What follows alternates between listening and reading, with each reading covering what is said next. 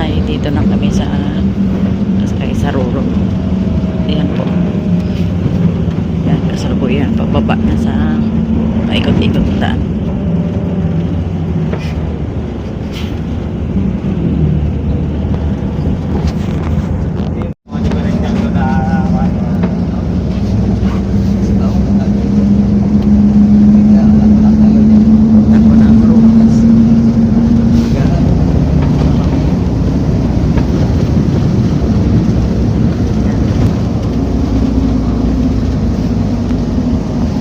Kulimlim pa rin mga kananay ang kalangitan dito sa Oriental Mindoro.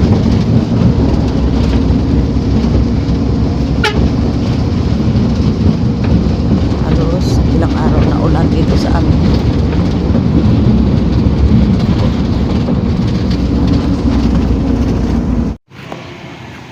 Dito na po ako mga kananay sa plaza. Nilalakad ko lang papunta sa dahil bawal daw. Yan. Ito ang plaza na ang Rojas.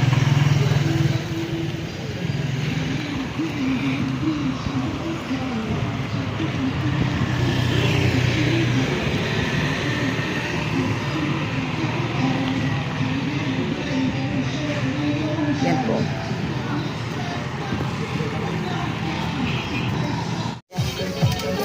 Nanay.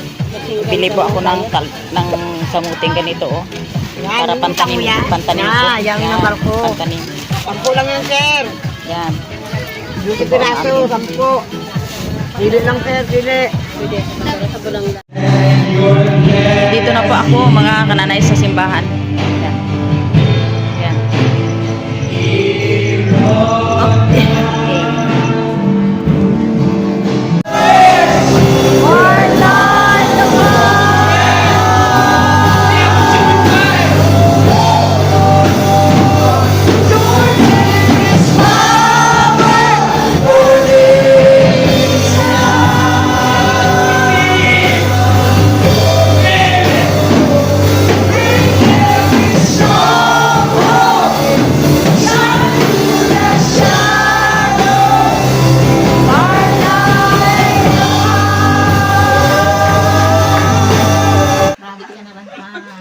Hello mga kananay, dito na pa ako sa aking kubo at doon kanina sa na-vlog ko ay ito po ang nabili ko oh, yun, talbos. Pagkati-hatian namin ng aking mga anak, si Sister Mire at si Sister Jean. Kanya-kanya tanim. Yan, kanya-kanya kaming tanim. Para wala hingi-hingi. Yan, ito yung pasalubong sa kanila. Ang tawag yan ay padamot-damot.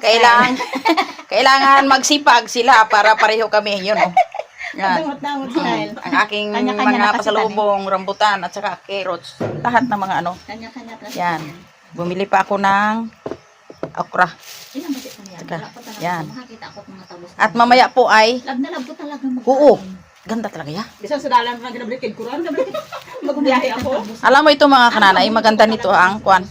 Sabaw kita na. Sabaw. May inggo Oo. tariwang isda. Lalo mula pula-po. Aroy. Bago may Matindi. aslom na kalamansi lang. Yan. Ang kulay ka nagapink din ang sabaw. Gapik. Yan, oh, gapulagit.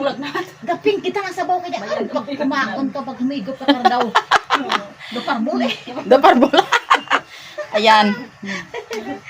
Nami kita na ding. Ay sus.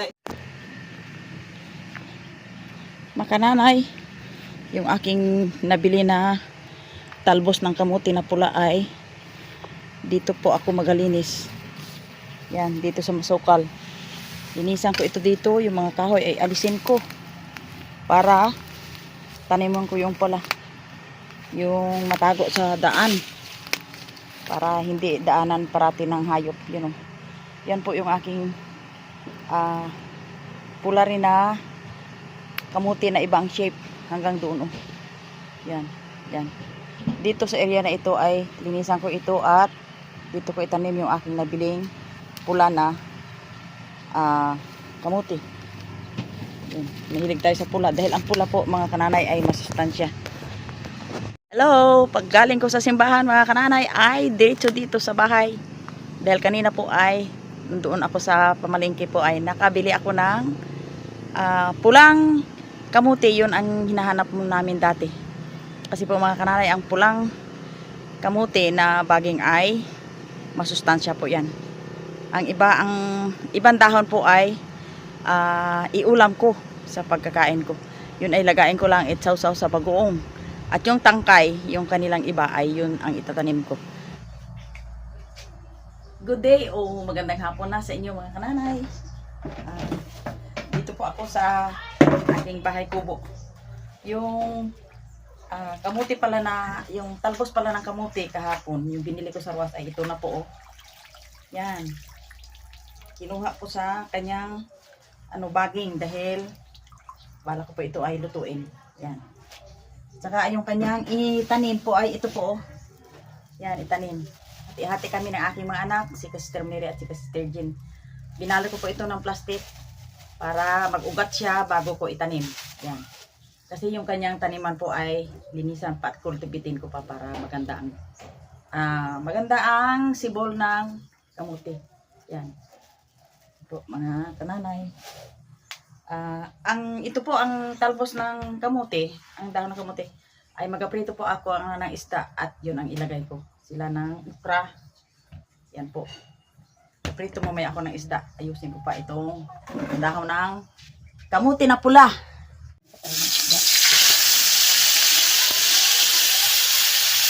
Isdang.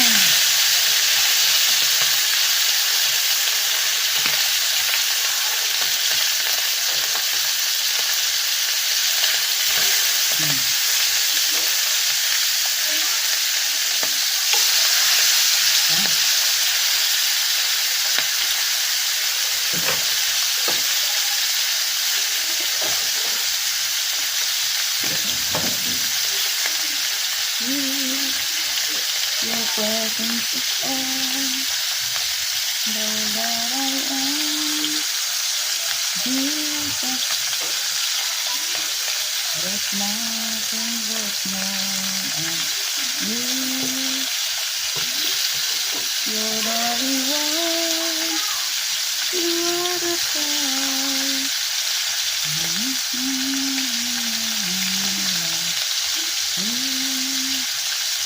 Your presence is all and all I need. Jesus, there's nothing else. You're the reward. You're the prize. Prito tayo ng isda at magisa ng gulay. Ang pahaba ng buhay. Basta gulay.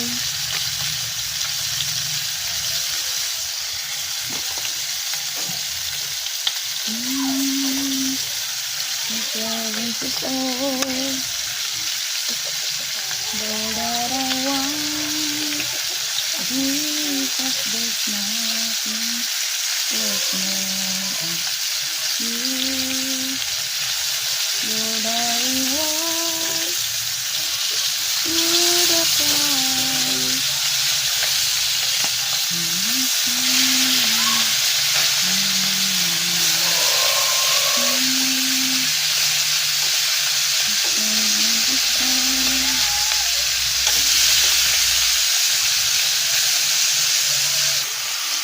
Mga kananay, yung aking napritong isda ay yung parte ko pa sa paglambat ni Sister Mary at ni Eric sa Pigeon Brothers. Yan po. Sa sobrang pagtitipid, ilagay ko lang po doon sa rep ni Jim. Ito po may ulam ako. Ihalo ko po sa talbos ng kamuti na pula.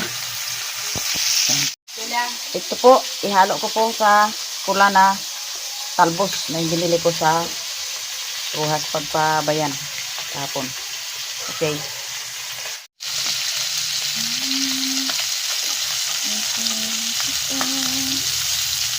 Yan.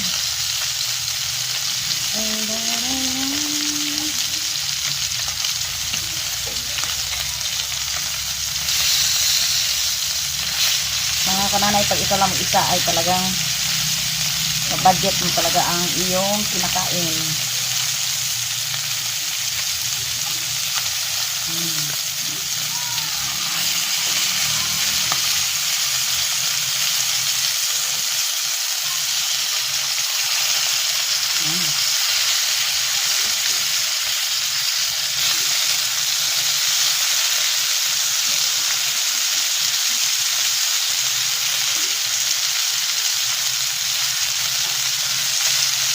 Ayos. At ayan po ay luto na yung aking pinirito. Yun o. Yan. Piniritong bitilya at snapper, correction, snapper. Yun, naputol pa ang liig.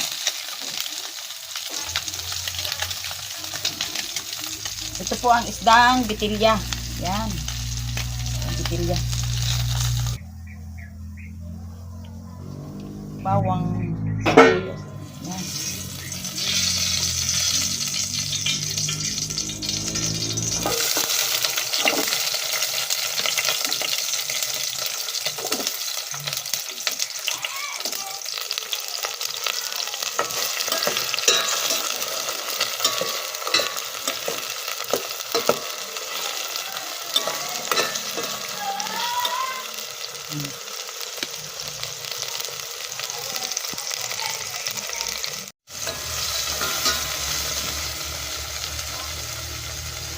Lagyan natin yung okra.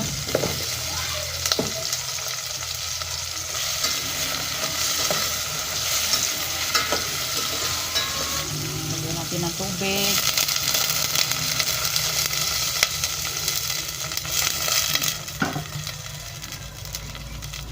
At asin.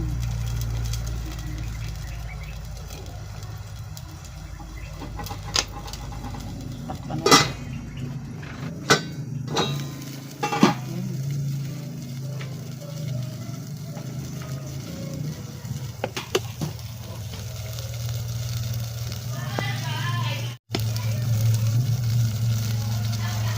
Ayan po, kulo na. At ilagay na po natin yung talbos ng kamuti na pula.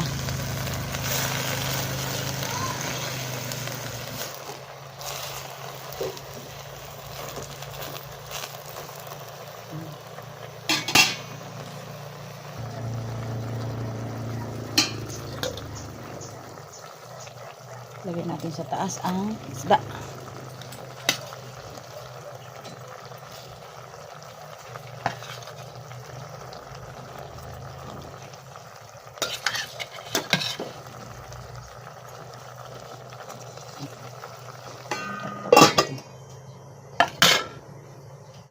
Ayan po yung aking gulay. Talbos ng kamuti. At ako ay kakain na. Mga kananay, ngayon po ay itong tanghalian ko ay panghapunan na kasi mag 4 o'clock na sa hapon. Ito po yung aking gulay. Try ko po yung talbos ng kamuti na pula. Natin. Oh God, salamat po sa lahat ng kalakasan na binigay mo sa akin. At salamat po sa pagkain ito na nakabigay ng kabusugan habang kumakain ng Jesus name. Amen. Kain tayo. Lahat ng aking mga followers dyan, subscriber, kain tayo. Itong aking ulam na simple lang. Aking ulam. Aking gulay. Yan. Dito sa amin mga kananay ay malungkot parati ang mundo kasi puro lang ulan. Ito ang ano ng Diyos sa atin. Tanggapin natin ang maluwag. Yan. Ito mga kananay o pula talaga ang sabaw. Yan.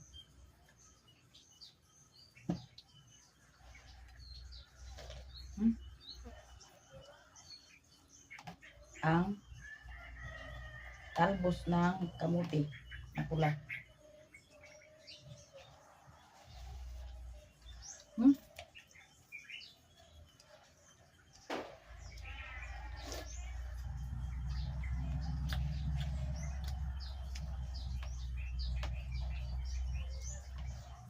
Salamat po sa inyong panonood. Sa lahat ng mga nanood sa channel ko, maraming salamat sa inyo. Pagpalain po kayo ng God. Sa araw-araw nating nabubuhay tayo dito sa mundo.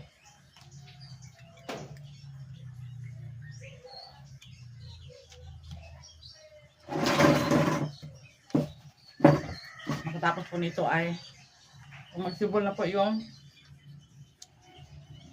talbos na pula ay agtanim ko na po. Abutin ito na 1 buwan. Nakuhaan na ng gulay. Hindi na ako bibili sa palengke.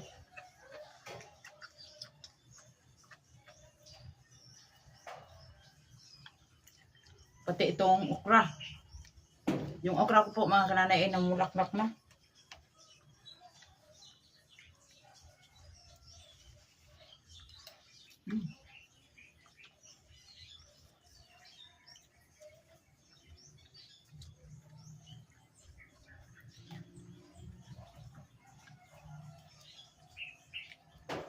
So, mga kananay, ang kanyang sabaw ay pula. Yung kulang po sa yung mga anemic, bagay ito dito.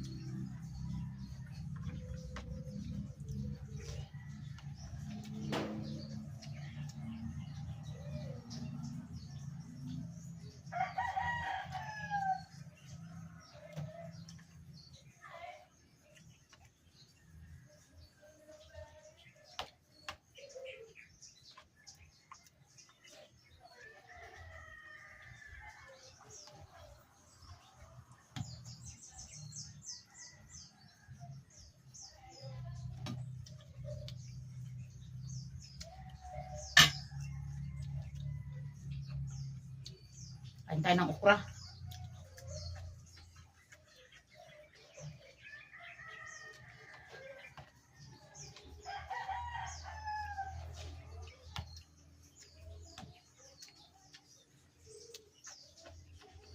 Patuloy po ang paglakas sa amin dito ng habagat. Yan na naman po, malakas na naman ang ulan. Madilim dito sa amin.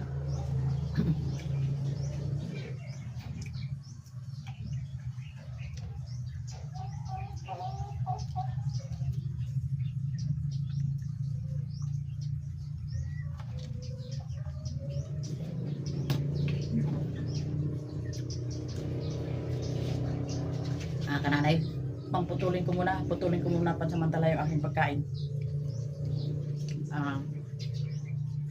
Salamat po sa inyong panonood, like and subscribe sa mga channel namin mga kananay.